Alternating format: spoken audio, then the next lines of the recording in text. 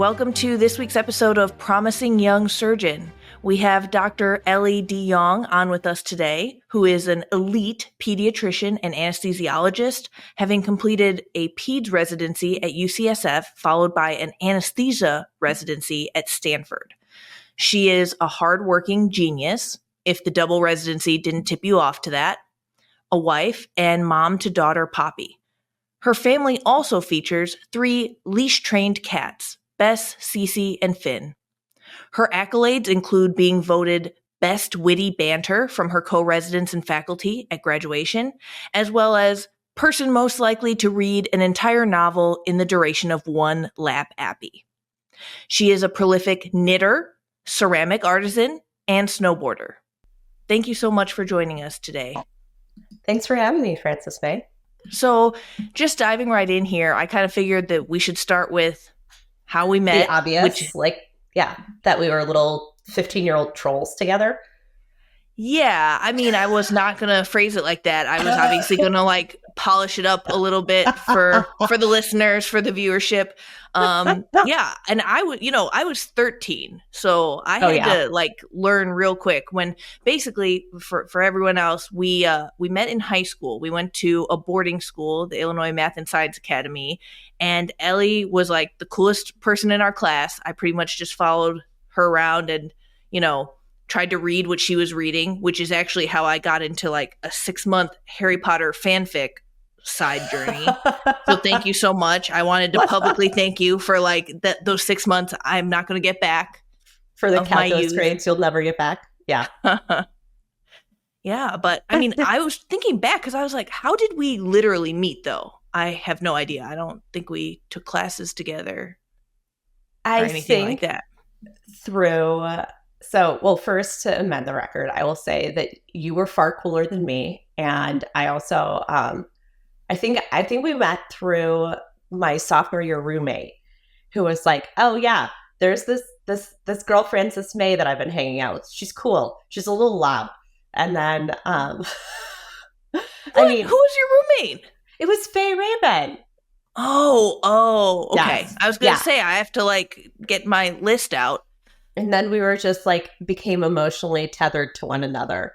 And you were my North Star because you were so tall. Yes, that's true. Yes. I mean, the podcast is not about this. We won't go into it, but there is a night at a Northwestern, frat party several years later where Ellie, who is a beautiful doll and very petite lady, is almost getting carted away by some guy. And I just body him.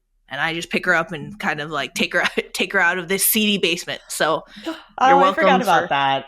Oh yeah, yes, thank you. I'm a very good bodyguard. Yes. We would play volleyball together, and you would just hit the most savage hits at me, and I would try and dig them up. Yeah, I have a lot of notes for my high school self, including how would you think that is an appropriate way to socialize? I'd be like, oh, do you want a pepper? And I'm just get this volleyball. We'd go outside and I'd just be like, I'm just going to spike this at you 300 times, I thought it was back fun. To me or not. Yeah, which is clearly it's not surprising that we both went to med school and love suffering. Yes. Yeah. Not shocking that now, we just work in the OR for sure. Yeah. So anyway, that's how we met. And I guess that, of course, over the years, what was really shocking to me and so impressive is that when I was in residency, doing my 5-year ENT residency, on and off at times, suicidal, just absolutely going through it, I saw Ellie announce that she had was about to complete her peds residency, and she announced this second residency. And I mean, you could have knocked me over with a feather at that time. I was like, this girl elects for more of this. And so I really love to get into that with you. Plus, just we really love to hear anytime that a physician takes a non-traditional journey and things like that. I mean, it just opens up the path for other people.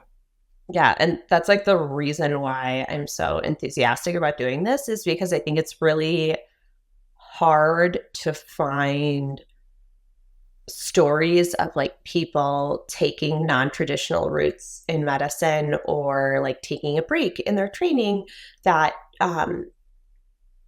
that like, you know, that the path is like difficult and stormy in some ways, or like isn't the most rosy ending, I think, because that it's like there's so much shame in doing things not the 100% traditional way, that then like you just get stories of like, oh, I like left medicine very early in my career for industry and I'm rich and happy, or like I dropped out and I'm miserable and this is my secret shame, like that sort of thing.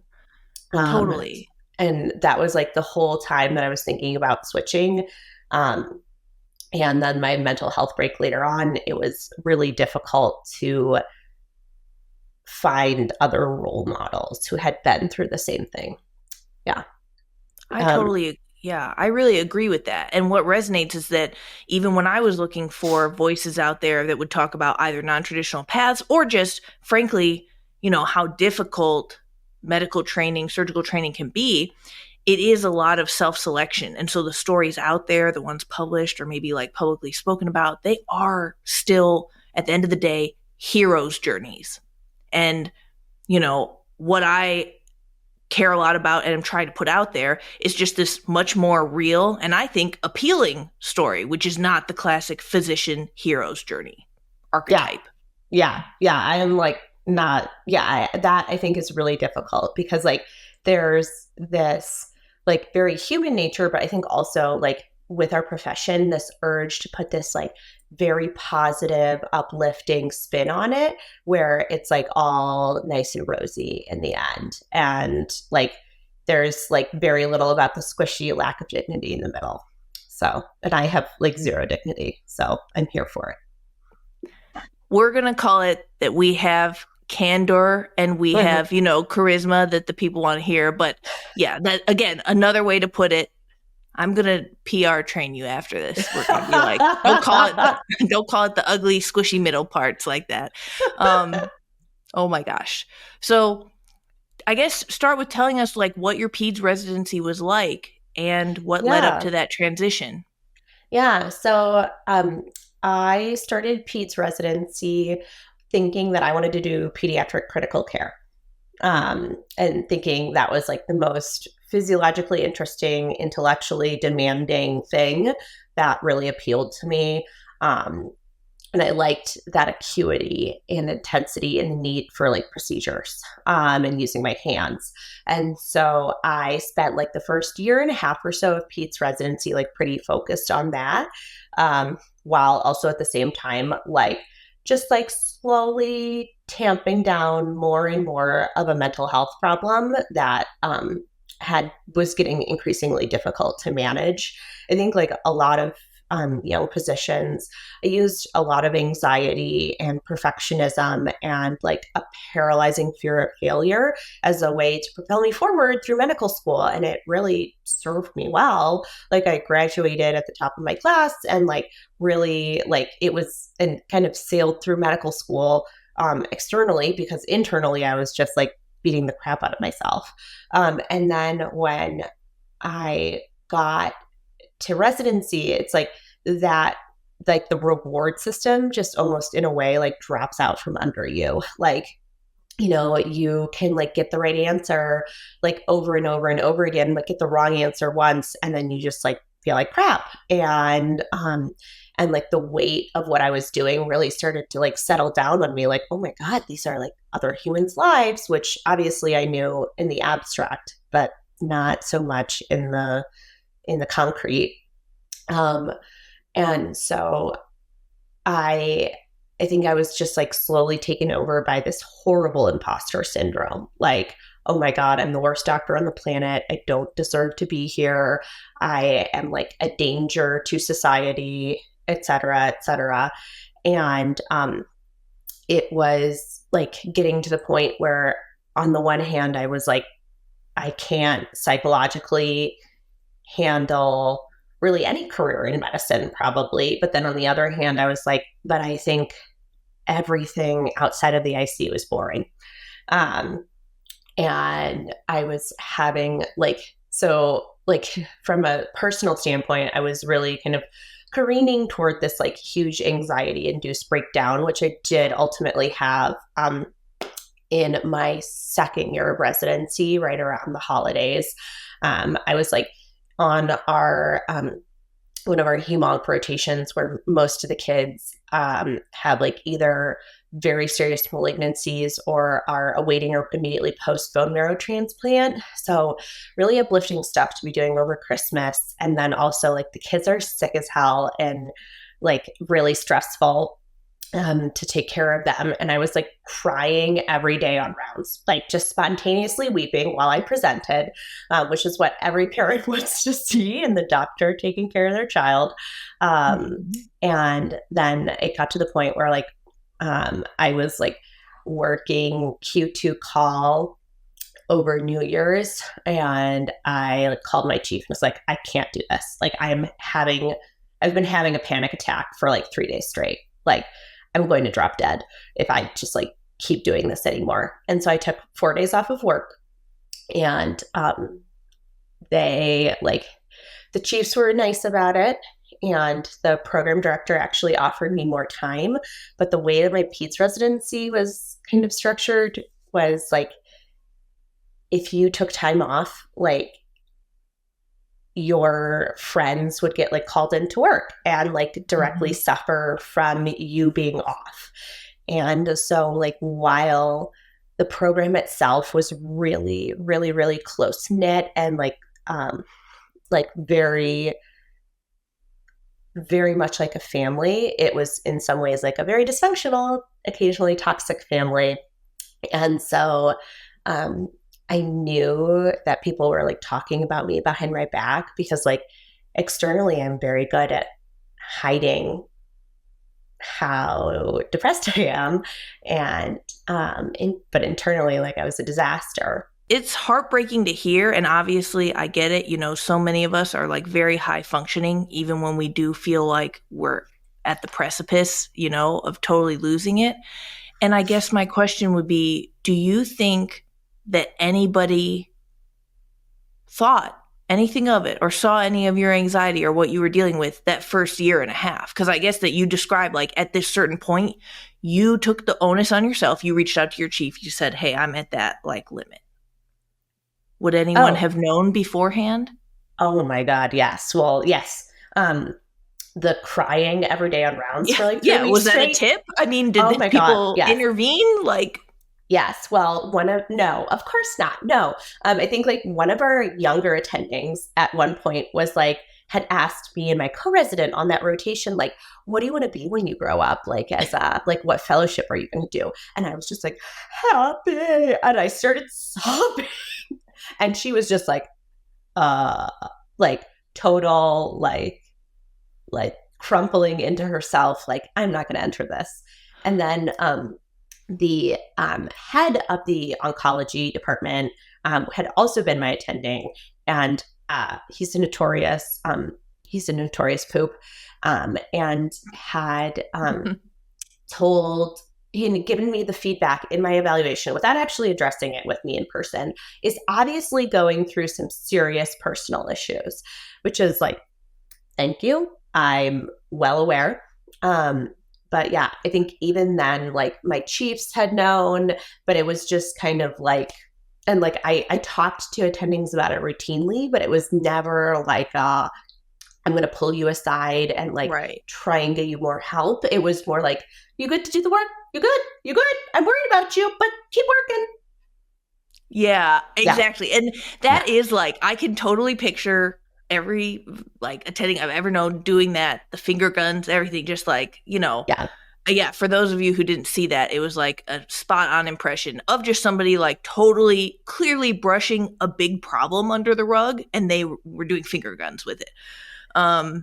I feel like even in my own experience, like by the time I was a chief and, you know, I had a lot more ability to stand up for myself and things like that. And I was reflecting back on things like my second, third years, especially fourth year too, you know, there were attendings who were like, I remember you saying something about how like, you know, because of workplace bullying and abuse, you were going through it a little bit. I remember you saying something to the effect of like you weren't doing that well in terms of mental health, like maybe possible suicidal ideation. And I was like, yes, go on. So you heard me. Like when I said that, they were like, I thought you were kidding. And I was like, well, I mean, I probably said it in a slightly humorous way so as to not be carried away by the nets, but like, it's not a funny joke. I wouldn't joke about that. You just, there's like this fine balance that I think a lot of resident physicians have to play, which is like, don't get carried away by the guys with nets, and also receive help, like express that you need help and then receive it. Yeah. And I think that was really difficult, not to like jump ahead too much, but like even with, like when then in my anesthesia residency, when I took a break for my own mental health, like it was so difficult to get it. I think like my program itself was like very reassuring or like very supportive of me taking a break, mostly because they had enough like warm bodies to sit in an OR and cover me that it wasn't a huge deal. But then like I remember the psychiatrist that I was going to, told me I was too high functioning and not mentally ill enough to sign up for an intensive outpatient program. And then after I had already told him that I was having passive suicidal ideation, was far more concerned about what my prolonged absence would have on our call pool than like my actual mental health. And this is a man who was not actually a Stanford affiliated psychiatrist. Yes. That's even more unusual. I mean, I can't make that make sense. But yes, no, I want to get to second residency. So I guess just kind of the moment that you knew.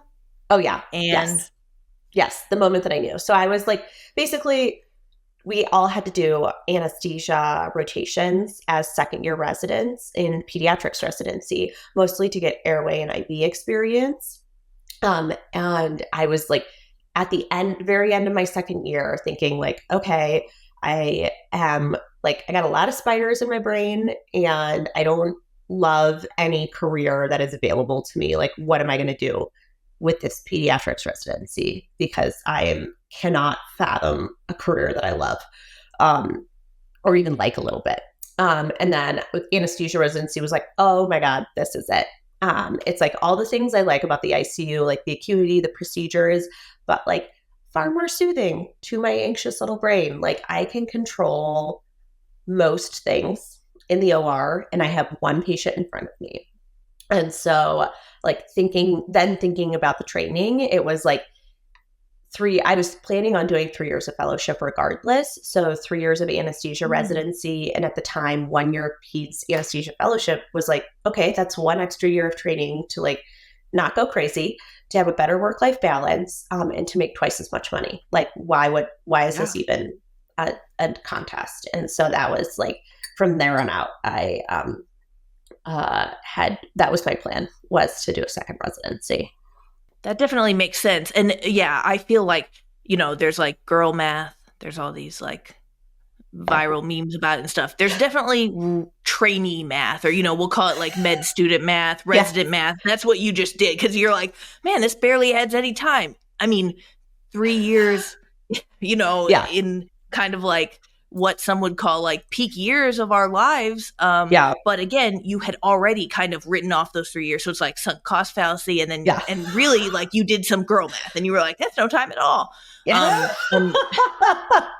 Before you know it, like, it's just almost equal. But well, and it's so funny too. And I mean, we could probably talk for a while about how you fell in love with the OR environment, which I have such a beef with, standing on the other side of the, blue drape that's hung up. So that's a fun thing that we can maybe talk about later on. But I want to get to, anesthesia residency. So again, like you did it, you killed it. When you matched at Stanford and you started anesthesia residency there, like that is such an incredible feat, Yeah, I don't know. It was fine. It was like, it's a cool program. I'm very grateful to have trained there. And they're very cool, like laid back people, despite the fact that it's got a very fancy name attached to it. And that was like one of the things that drew me to it, was that like it's a really big program, and they're really flexible with and like just kind of open to different life paths, which was really nice. How many was it per year? About 30 residents per year. Yeah, it's a big program. So 30 per year? Oh, that's God, yeah. insane. Yeah. Oh. So yeah, that's like why I was like, so I'm going to take a 4-month paternity leave, and then I'm going to come back for 2 months, and then, oh, guess what? I'm crazy. And then like, and that was not a problem. No, you guys had a lot of bodies. Oh, I totally see what you're saying now. Because I mean, for reference, like obviously I'm in a surgical subspecialty. In my head, when somebody even says a big program, I'm like, what is that, 50, 60 heads total across all years? Something like that is already huge. Wow. Yeah. Yeah. So it was, it's that size, and like the size, like the department in general with all of our faculty, like just offered a lot of flexibility and diversity and thought. That's really wonderful. Yeah. Yeah.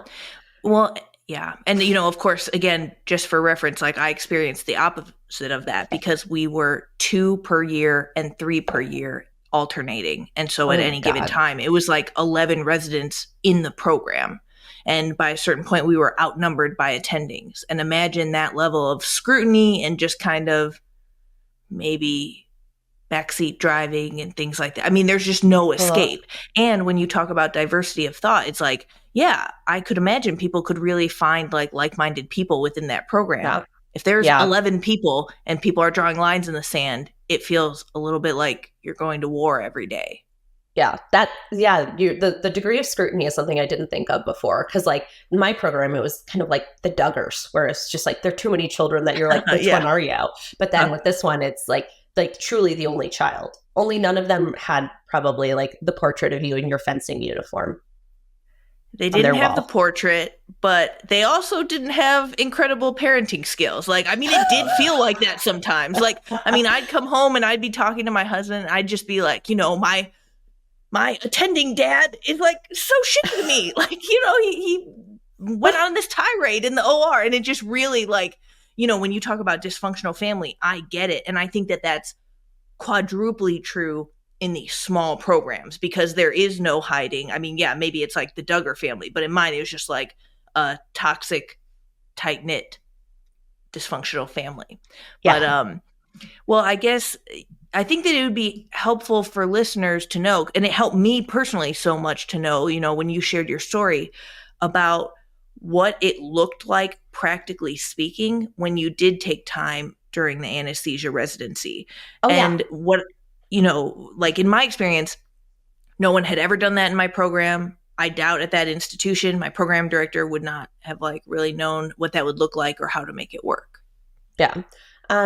So basically what had happened, to like give a quick background, was I had a baby in March of 2021, and then I took maternity leave until late March. And then from late March to like the 1st of August, I took maternity leave, and I came back for a few months. And due to like just kind of baseline mental illness plus like very severe postpartum depression, I was like really not doing well psychologically, really struggling with balancing the role of like mom and resident, and just feeling like a total failure all the time, which kind of weighs on you after a little while. And so I was like so deep in that pit that I didn't even think of like asking for an extra break.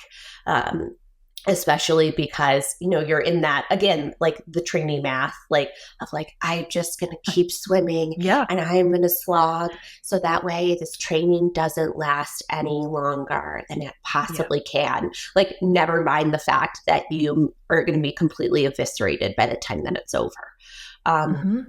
So I actually I emailed an attending in my department who is like very heavily into wellness, and is very loving and supportive, and just kind of like the sort of person who you want to work with when you're having a bad day. She's like, you're so powerful. You're just so wonderful. And I emailed her because she's also a mom. And I was like, hey, I am like struggling with balancing being a mom and a resident. Can I like talk to you? Thinking that, I would like mine her for like tips on how to, Yeah. totally fix my brain. And then I like sit down in front of her and I just like completely lost it. Like snot from orifices that I didn't think could produce snot. But you're an ENT, so maybe they can. And I'm just behind. And then like hiccuping and all this. And then she's like clearly like, oh, holy crap. And then she's like, okay, well, what do you want? And then I was like, a brain. Yeah. Yeah. And then I got it. Which was very nice. Like basically she like once I had finally communicated that to her, she like helped facilitate. And basically I like emailed our program director and our chiefs. And I was like, it is not safe for me to be at work. Like I am barely safe in my own little like meat sack of a body right now. I need to take more time. And our program director was very generous and immediately was like, yes, of course, take all the time that you need, to the point where like they communicated with the chiefs independently of me. And they like, I had a really difficult rotation coming up that was going to be like 2 months anyway. And they were like, yeah, it would be weird for you to come back in the middle of this rotation and really mess up the schedule anyway. So just take the next 2.5 months. Which was like, I was floored. And I thought I was going to get like a week tops. And then I got that, and it was like very nice, to say in a gross understatement. yeah. And I think it was like the whole thing was, like because we had so many warm bodies. Yeah, exactly. I mean, it's tough because it's hard to imagine what a little program would do in that situation. I guess one thing that I'd be interested in would be what type of mental health care you did during the period. And then also, did you have to set that all up, or did the department like provide resources and connection? Yeah. So this was all me. Not to toot my own crazy lady horn, but and also really that I would say like also the help of my therapist. Like I think the whole reason, like I can't advocate enough for trainees to get therapy, like however they possibly can. And I was lucky and privileged enough to find someone during my peds residency who I saw on and off in peds residency, and then pick back up again after having Poppy, like to find a therapist who works primarily with physicians, and also loves doing evening hours. So like it can be, I think like therapy as a trainee feels really intimidating because it's like my program will find out, and like how will I get to actually have sessions? But I like literally FaceTime with this woman and I pay her through Venmo. Like it's and she's phenomenal. But anyway, she really helped me advocate for myself. But the resources I took advantage of were, so I reached out to my primary care doctor, and told her that I was having some severe issues with postpartum depression, requested a referral to a psychiatrist who, as we discussed, was supremely unhelpful. And if I still remembered his name, I would name and shame all the way on this podcast, because I'm the queen of petty. Anyway, I digress. So I basically demanded that I be placed into intensive outpatient therapy, which was something my therapist had recommended. And I did that program for about a month, 3 times a week, in the mornings. It was like a 3-hour session. And then also had bi-weekly meetings with my therapist. But really, a lot of it was just like time to like sleep and like just focus on like not directing all my own energy toward hating myself. So, Right. yeah. Yeah. Okay. Yeah. Did you take a break or did you I like did get not. I forced? did You were not. forced to soldier through. I did the thing that you so, appealingly described as like just slog through it, squash it all down. Yeah, I do, but I totally agree with your point because basically it's like had I taken a break and added a little bit of time on at the end, then maybe by the time I had pushed through and finished, I wouldn't be like an empty meat sack. I could be like a human girl at the end of training. But instead, the worst thing in the world when you're a resident is the idea of more residency. I mean, Yeah. like, and it was for me at least. So, yes, like, I was like, I would do anything, not really understanding what it would cost me and what I was giving up. And really, like, the ways in which I was betraying myself every day that I didn't stand up for myself, just like took it and squashed it down and kept showing up to work every day. So, no, I didn't take a break. But also, like I said, there were like 10 to 12 of us at any given time. So it would have been pretty catastrophic for a resident to take a break. The class behind me had one resident get fired and the other resident was held back a year. So then they didn't get replaced either. So there was a missing class behind me. That meant, as you can imagine, so my class had 3 residents. We then became whatever year we were plus the year below. Like when we were PGY3s, we did the job of 2s and 3s. When we were 4s, we did 3s and 4s. And when we were 5s, we were the only senior residents. Oh my God. So you were like chief, but also chiefing like an imaginary shadow version of yourself. Yeah, just like chief of yourself. And so, yeah, like there were these weird, like when you're a 4th year resident, you are a senior resident. So you should just be on senior call. However, we had to also help out with junior call as seniors. So just like some nights you'd be on senior call, some nights you'd be on junior call. And, like I said, I think that it says enough about the department. Like we're not naming and shaming, it says a lot about the department that even happened, that we lost an entire class of residents, under very contentious circumstances. And there were claims made against the department for things like discrimination based on mental health and discrimination based on race. So, for a long time, I worked in this environment where not only were there issues of like senior residents bullying the juniors when I was a junior, attendings just truly being like verbally abusive every day towards the residents, especially seniors. But then in addition to all of that, there were periods where I had some residents who were junior to me, recording rounds on their cell phones every morning so that it could be turned into a lawyer.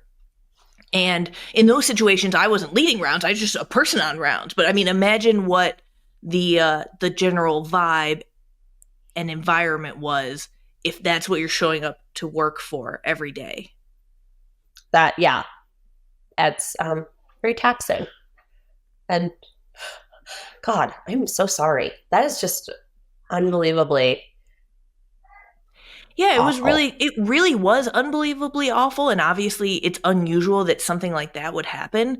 But I guess what I find troubling is how there isn't like a lot of recourse for it. So all the residents who were affected by the craziness over this like several year period just had like no one to reach out to. We didn't have any really like neutral third bodies at any point. By the time that I was a senior, there was an ACGME investigation of the program. And, I don't know how much or what change even really came from it as I graduated and moved on. But I will say that just the retaliation, like the retaliatory comments that went on for months between announcing the ACGME site visit and when it actually occurred, like, I don't even know that it was worth it. It was a lot of just like continuous comments of, you guys have really done it now. Like, you've ruined your lives. They're going to come do the site visit. They're going to shut down the program. You'll all be unemployed. You'll never be employable again because another program's not going to take you. And obviously no one would hire a partially trained ENT. And so I had junior residents like coming to me in tears being like, are they shutting down the program? Like, all they announced was an ACGME site visit. Is that true, that site visit equals shutdown of the program? And what's so funny is that, of course, this is like a process shrouded in relative secrecy. And so when you're looking it up online, like, there's not enough proof that that isn't true. Yeah. Yeah. You know, but let me on the record say they didn't shut down the program, nor was that ever like on the table. The only place where we were hearing that from was from attendings in the department. Yeah. That, yes, I think like so much of medical education is just like, is like carried on the backs of like people being silent. And like, there's a lot to complain about in residency. And residents are really good at complaining. But like at the same time, like, I don't know, it, like, so much of it is just dependent on everyone just like being like, okay, this is how it is. And it's really wild. Like I think your example is beyond the pale of like awful, but at the same time, it's like there are echoes of it in pretty much every program. I think like my peds program had a situation where I think like my intern year, our ACGME survey, the graduating senior, like the way that it was painted by the program leadership was the graduating seniors are burnt out and very bitter. And so they intentionally made us look bad on the ACGME survey. And so now we're going to have a site visit, and this is going to get the whole program in trouble. And so now you have to do all this work to like this is why like all of the things that the seniors complained about is wrong. It was wrong of them to make these complaints, and now you have to fix it. And even in this program that was like supposedly loving and pediatric and like very tight knit, we had like so much like petty, resentful retribution. Just like shouldn't the program leadership be like, you know, this is designed to like deliver patient care and like help other people, but it's also designed to instruct and support trainees who are going out into the world, presumably as like minimally broken human beings. But here we are, and it's just like ACG, like the like program leadership in general is so focused with like maintaining its own status quo that like any deviation from it is like just a huge inconvenience, and like they feel personally threatened and victimized by it. Yes, I love that point. And I really I wanted to ask you this question anyway. So thank you for that segue, because do you think that one reason why people are hesitant to change the culture of medicine is because saying this is problematic amounts to saying I, who have helped build this world, am problematic?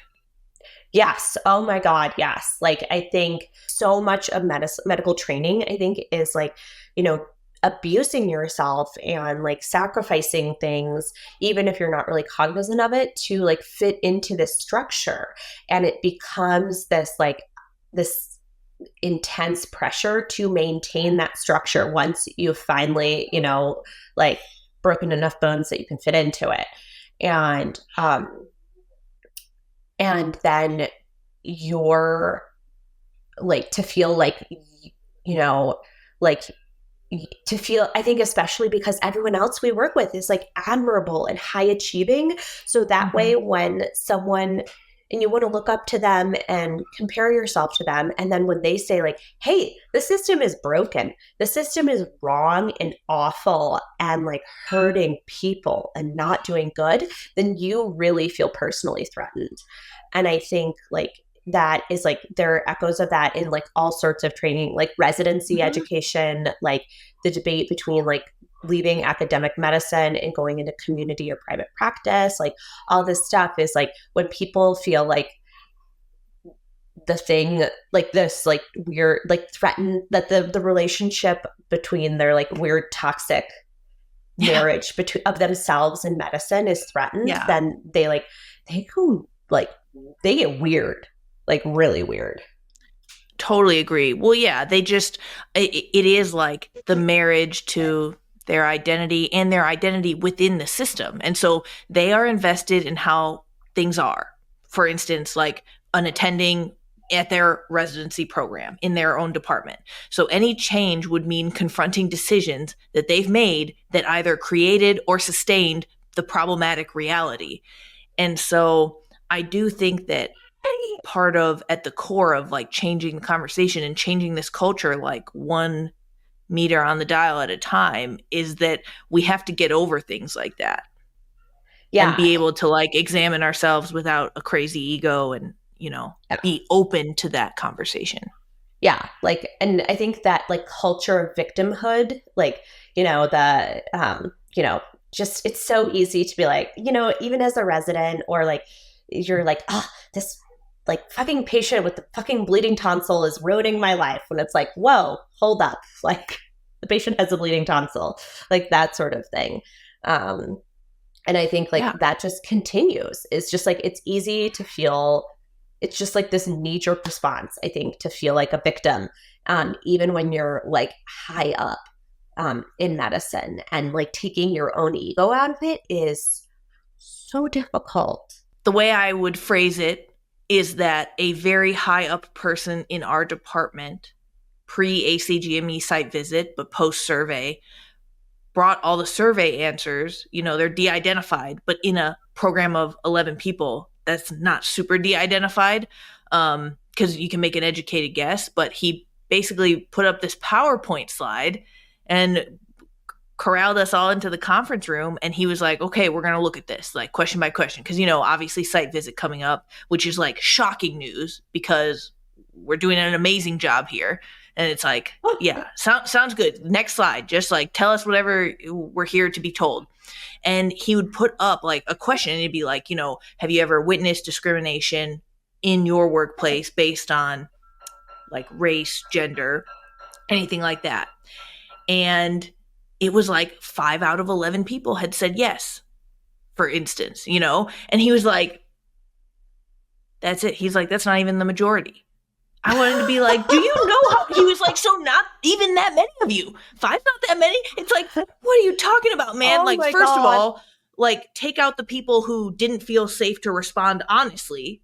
Cause like it might be 10 out of 11 or 11 out of 11, but, and then also take out the people in denial who are just like, not seeing maybe what's going on, or they have the luxury of not seeing what's going on because of their position and demographically who they are.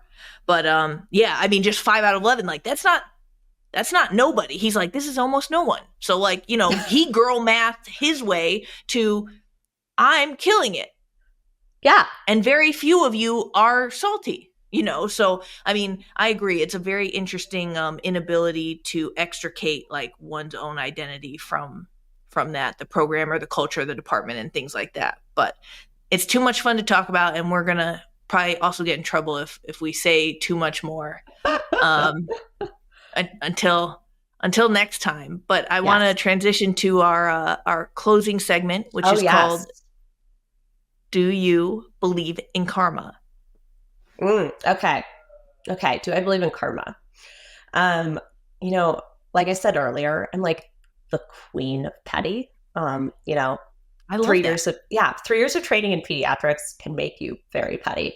But in my mind, like real karma would be like Judge Judy, Justice, like someone publicly either rewarding you or ripping you a new one while I sit in the background and go tee hee hee.